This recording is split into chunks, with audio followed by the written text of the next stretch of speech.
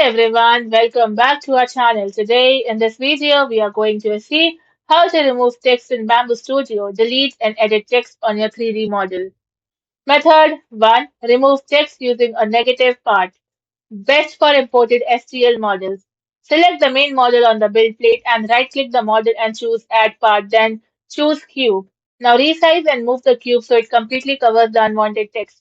In the Objects panel, right click the cube and select Change Type, then go to Negative Part. Click Slice to preview the model. The overlapping text will be removed from the print. Method 2. Delete or edit a Bamboo Studio text object. Open the Objects tab and expand your model to display all parts. Now select the text object. To remove it, press Delete or right-click and choose Delete.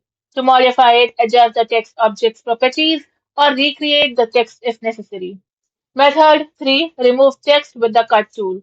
Select the model and click the Cut tool or press C. Now position the cutting plane just above or below the unwanted text.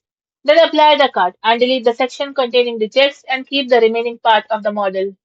Thank you for watching, and for more such informative videos, do like, share and subscribe to our channel.